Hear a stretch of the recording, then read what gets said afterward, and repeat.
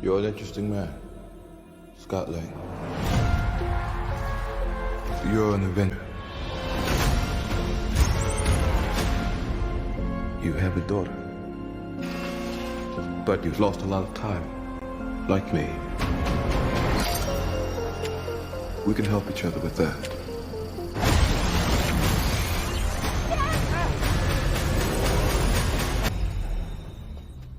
I don't have to win.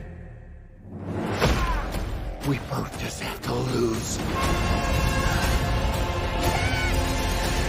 I'm sorry, Cassie.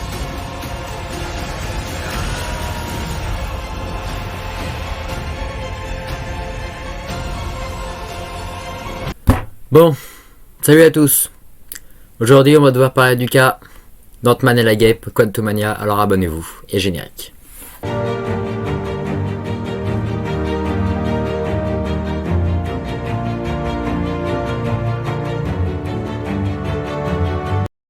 Donc, on retrouve Scott et toute sa petite Ant famille 1 an après les événements d'Avengers Endgame. Et donc, toute cette intrigue va se dérouler dans le royaume quantique, puisqu'ils sont tous, donc, Scott Lang, Janet Van Dyne, Hank Pym, Hope Van Dyne et Cassie Lang projetés dans la dimension subatomique avec le redoutable Kang le Conquérant qui a besoin de Ant-Man pour notamment retrouver sa liberté, revenir dans le monde réel et pouvoir conquérir, telle est sa mission, le multivers tout entier. Donc déjà, mon point de vue sur les films Ant-Man en général de base, donc le 1 et le 2. Je suis quelqu'un qui a toujours adoré le personnage de Ant-Man en lui-même, que ce soit dans les comics ou dans les dessins animés. Hank Pym surtout, j'aimais beaucoup Hank Pym. Et j'ai toujours trouvé les film Ant-Man une qualité très satisfaisante. C'est un très bon divertissement comparé à ce que les gens peuvent en dire. Oui, c'est pas le truc qui révolutionne le cinéma, c'est pas du tout créatif. On va le revoir dans ce film-là parce que le réalisateur est nul. Mais ça reste un bon divertissement, un film bas marché pour récupérer quelques sous au box-office et nous passer un bon moment tout en rigolant, ce qui est la base, ce que le MCU a fait pour base de ce personnage qui marche tout à fait bien. Comme je l'ai déjà dit dans une précédente vidéo, je ne vais pas juger un film super sérieux, qui doit être super sérieux, super inventif comme les Avengers ou Captain America ou un Doctor Strange, comme je vais juger Ant-Man, qui pour moi, t'as les Avengers et t'as les films Ant-Man. Voilà. Mon avis rapide, en fait je suis extrêmement mitigé entre justement de me dire c'est un film pas très sérieux, que j'ai pris du bon temps dessus, et entre putain ça doit démarrer la phase 5, il y a Kang le Conquérant comme méchant qui est normalement la grosse menace de cette phase 5 et 6 et de Avengers 5, donc The Kang Dynasty, et donc le film devrait être beaucoup mieux. Donc un avis assez mitigé, pour moi il vaut la peine d'être regardé, mais c'est pas un chef-d'œuvre du tout. Who are you? I'm the man who can give you the one thing you want. What's that? Time. Donc pour cette première partie, donc on va commencer par ce qui ne va pas dans ce film. Et justement, le gros problème de ce film, et c'est pour ça que c'est un très gros problème, c'est que c'est Kang en lui-même. Donc je vous vois venir de loin. Quoi? Pourquoi Kang? Le problème c'est Ant-Man, le problème c'est le film, le problème c'est machin. Non. Le film est un film Ant-Man. Et Kang prend beaucoup trop de place.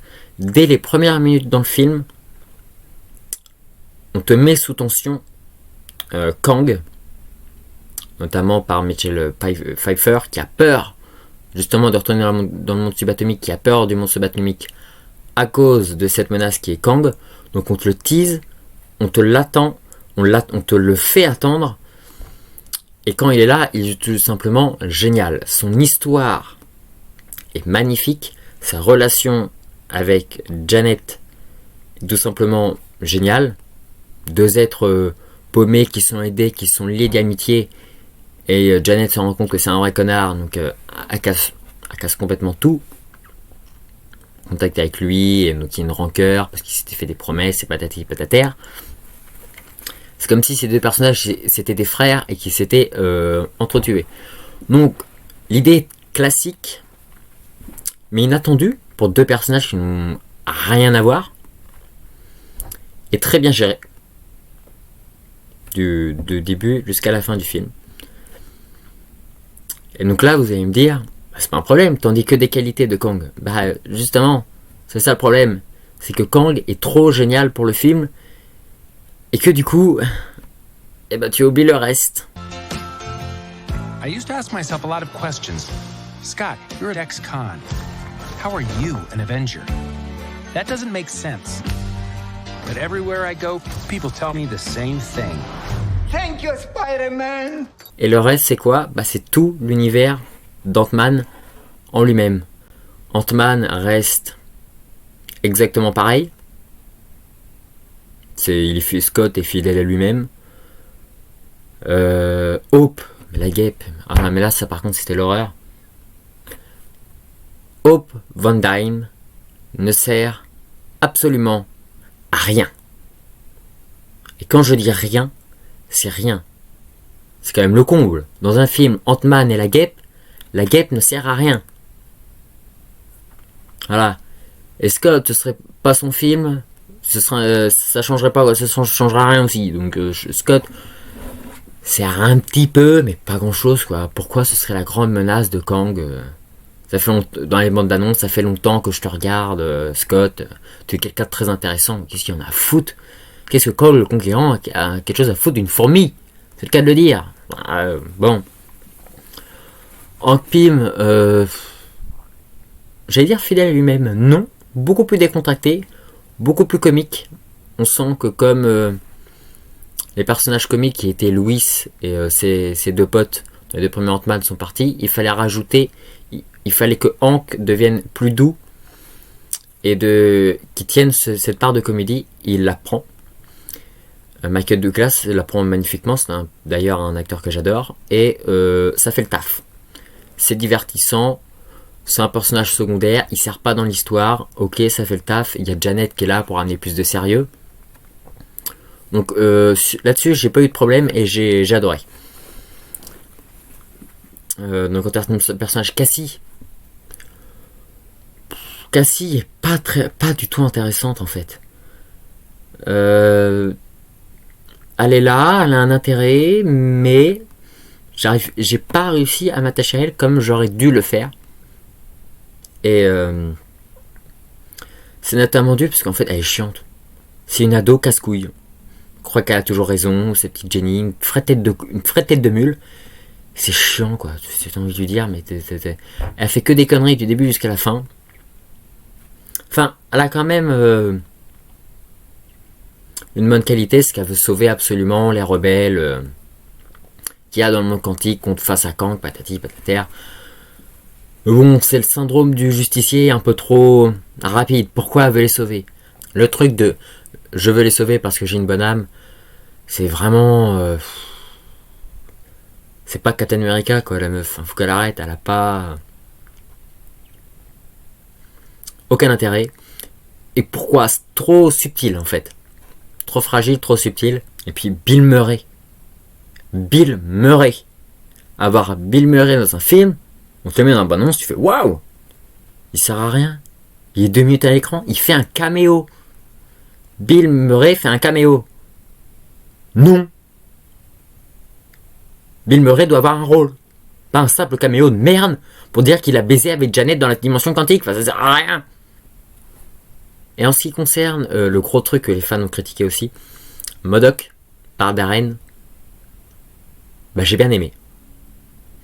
Pareil, comique, je m'attendais pas à grand chose. En même temps, alors oui, MODOK c'est un personnage emblématique dans les comics. Je suis désolé, mais en film, en live action, faire une grosse tête ambulante qui flotte avec de petites jambes et de petites mains, hein, c'est pas sérieux quoi. Tu peux pas rendre ça, c'est pas possible. Autant le faire en comique. Et c'est Marvel, donc c'était assuré que vous allez le faire en comique. Ben, faut pas déconner quoi. Il y a des trucs, ça peut pas être adapté en live action. Scooby-Doo en live action, c'est nul. Voilà, tu le laisses sans dessin animé. C'est le premier exemple qui m'est venu. MODOK, pareil. Par contre,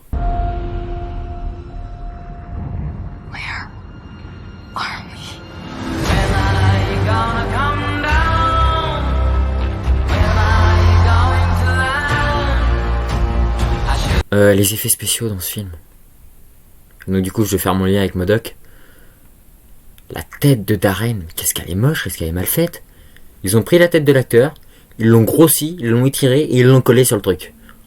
C'est moche, t'aurais pu leur designer un peu, quoi. T'aurais pu... Et ça, je trouve extrêmement dommage, c'est que c'est moche. Donc, il a une tête de bébé. Il a une grosse tête de bébé, il doit pas avoir une tête de bébé. Là, je comprends toutes les critiques. Là, c'est critique méritée à 200%. Là. Marvel, vous foutez quoi, là, avec les effets spéciaux? C'est vraiment de la merde. Puis le royaume quantique. Aucune créativité. Zéro. Nada. On se croirait dans Star Wars. Mais Star Wars de la post-logie. C'est-à-dire nul. Chier. Tu fous un décor en fond vert. Tu fous un désert, 2-3 arbres.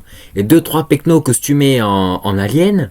En plus, les aliens ressemblent très portrait à Star Wars. On se croirait dans Star Wars. On n'est pas dans Star Wars, on est dans le monde quantique. C'est pas les mêmes règles que chez nous. Donc tu pouvais changer plein de trucs. Aucune créativité. Donc, réalisateur de merde. Donc, il n'y a rien à sauver.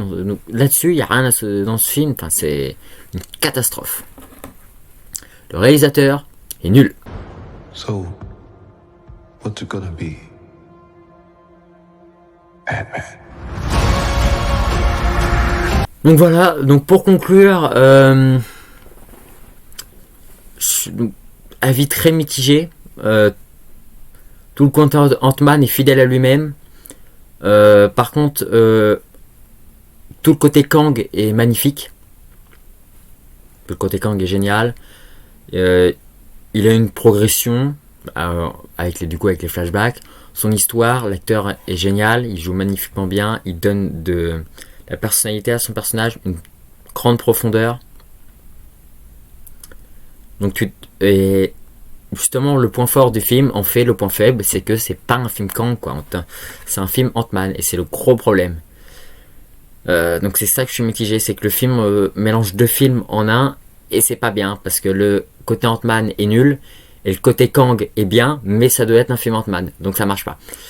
Donc pour moi il aurait fallu soit le vendre autrement, soit le penser autrement le film, sauf ça va pas, et surtout changer de réalisateur.